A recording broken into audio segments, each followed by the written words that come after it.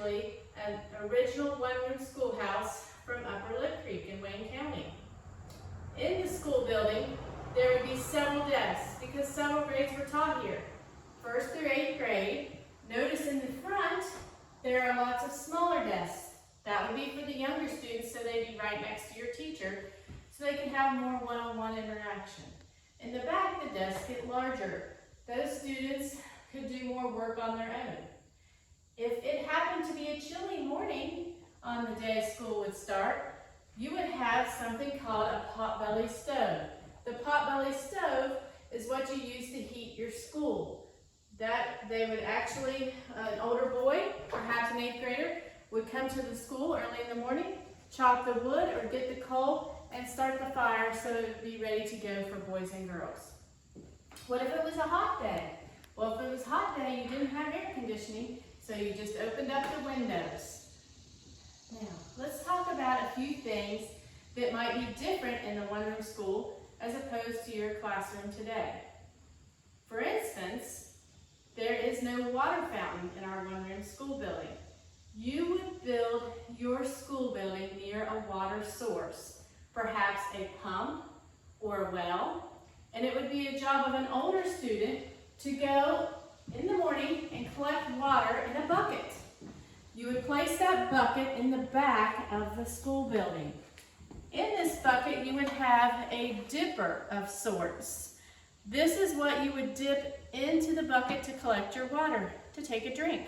So down in the bucket, you would get your water, you put your mouth on the dipper and take a drink. And each student would do the same thing. So yes, boys and girls, they would all be sharing the same drink cup. Also in our one-room schoolhouse, there is no restroom facilities. Those would be located outside. They are in a building called an outhouse. And if you needed to use the restroom, that is where you would go, outside, to do so. Another thing about our one-room schoolhouse is that there is no cafeteria in here. So where would you get your lunch from? Well, you would bring it from home. You would bring your lunch from home so that you may eat when it was lunchtime.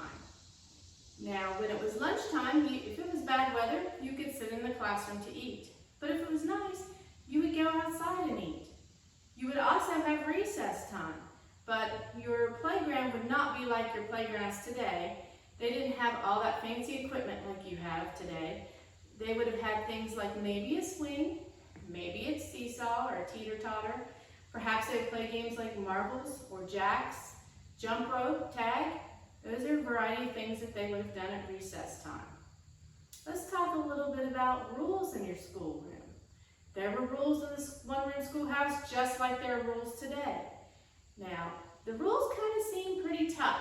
And the reason why they seem pretty tough is that you had multiple grades all together. And you couldn't have an older student harming a younger student. And you couldn't have a younger student disrupting the lessons of an older student. So the teacher had to be pretty stern on what they allowed and didn't allow in the classroom. A few forms of discipline, if you acted up, were things like putting a circle on the chalkboard. The teacher might actually place a circle on the chalkboard, and then the student would put their nose in the circle on the chalkboard.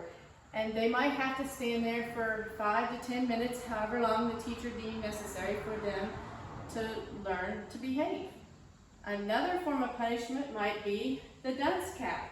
A student would have to sit in the corner of the classroom, and the dunce cap would be placed on their head, and they would have to sit there, and that would let others know that they were being disruptive and that it was kind of really dumb to act up. Another form of punishment would be the paddle. They did have spanking in school, and if necessary, the teacher would paddle the student. And that student would then hopefully learn not to disrupt class. Now, of course, there was learning in school, and the students had lessons from a variety of topics just like you have today. They learned science and social studies and reading and writing and math and spelling. Sometimes they called this learning the 3 R's. because the 3 R's were the 3 main subjects that you would learn: arithmetic, writing, and reading. You'll have to look that up and see why they call that the 3 R's. Now they had books just like we have today. They had spelling books with spelling word assignments in them. They had reading books with reading assignments in it. And they had arithmetic books, which means math, with assignments in them. The books were a lot smaller than you're used to, and of course were in black and white, but they had great lessons in them just like we do today. Now, let's talk about how our students would write. Before pencil or paper or pen became prevalent, how they would first learn to write was on what you might think of as a chalkboard. Sometimes they called these slates, and they would use slate pens to write on this.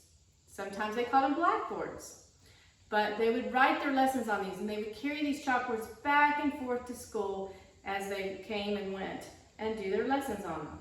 Later, when paper became more prevalent, a student would learn to write using a pen. Now, this was a little different than your pens today. It had not been invented yet that the ink would be inside the pen. What had been invented is that you would actually place ink inside the jar, put the lid on it, and then you would dip your pen in ink, kind of like a paintbrush of sorts. Okay, they called this an ink well. All right, now I'm having trouble getting the lid on. Now, when you got the lid and the ink on the ink well, you would actually place it in to this hole on your desk. Did you notice that the desk had some holes in them?